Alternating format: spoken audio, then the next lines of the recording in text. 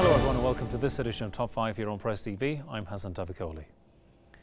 Iran's president is warning that if the other side in the nuclear talks violates a possible final deal, Tehran will resume its nuclear activities more intensively than before.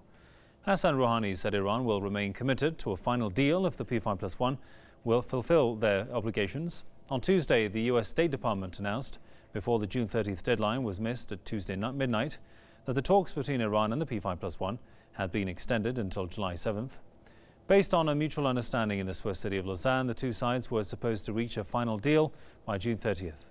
Iran's Foreign Minister Mohammad Javad Zarif and US Secretary of State John Kerry held fresh talks to try to reach a deal on Tuesday. Zarif also held negotiations with his German and Russian counterparts Frank-Walter Steinmeier and Sergei Lavrov. The Russian top diplomat said a nuclear deal with Iran is, quote, within reach. This as US President Barack Obama says he will not hesitate to walk away from a nuclear deal if its terms are not satisfactory.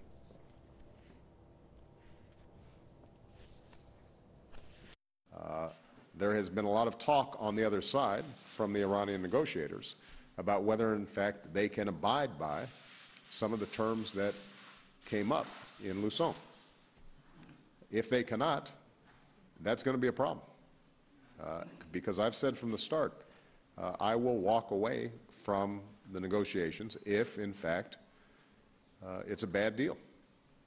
If we can't provide assurances that the pathways for Iran obtaining a nuclear weapon are closed, and if we can't verify that, if the inspections regime, the verification regime is inadequate, then we're not going to get a deal. Obama said a deal based on a mutual understanding reached earlier this year in Lausanne would meet his expectations. He emphasized the need for Iran to allow inspectors into nuclear sites to verify it is fulfilling its commitments. The US president added that there are still some hard negotiations to take place to reach a final deal.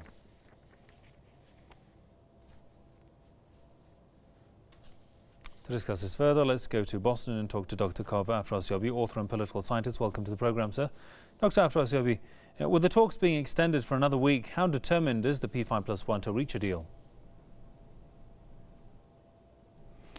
Well, my reading of this short extension is that, basically the bottle is half full and the parties seem to think that they can achieve this breakthrough of a final deal within 1 week. So I think that's a good positive sign. And the rhetoric, the public rhetoric by President Obama and so forth notwithstanding, there's still the possibility of a failure and a collapse of the talks. And I'm very happy that President Rouhani responded timely and very forcefully to President Obama's nonsensical tactical error, in my opinion, that was not called for at this stage when the U.S. has insisted that it's not going to negotiate through the media. President Obama and some other U.S. officials are starting to do the exact opposite. So, I'm still optimistic, and I think that a deal is within reach, just as the Russian foreign minister stated today. And the parties are negotiating intensely with the aim of reaching a final deal by July 7th. There have been obstacles in the way of the talks, such as the excessive demands of the West, in particular the US, which hinder the progress of the talks.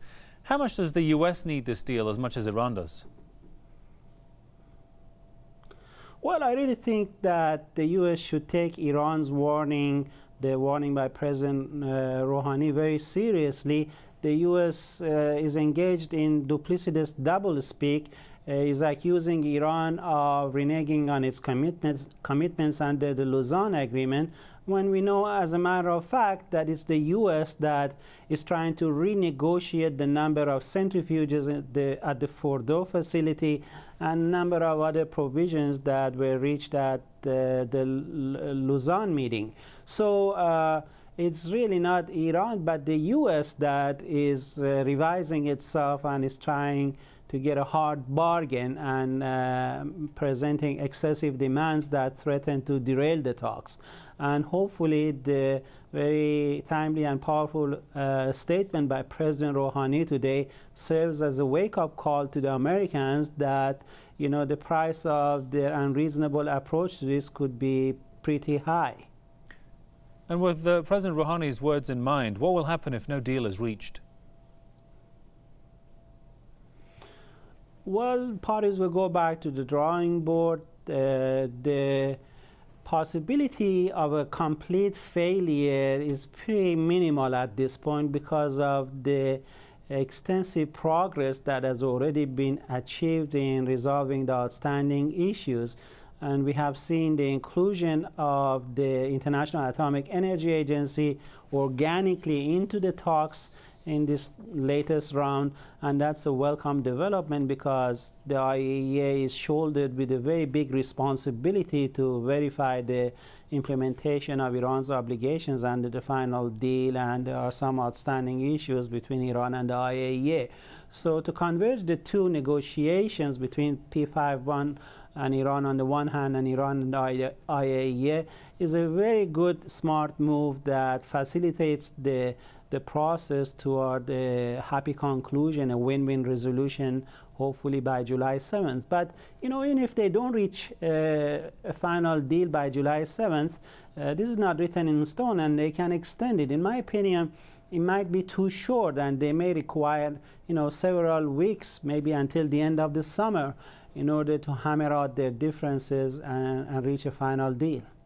All right, Dr. Kaveh Afrosabi, author and political scientist from Boston. Thanks for your time there, sir.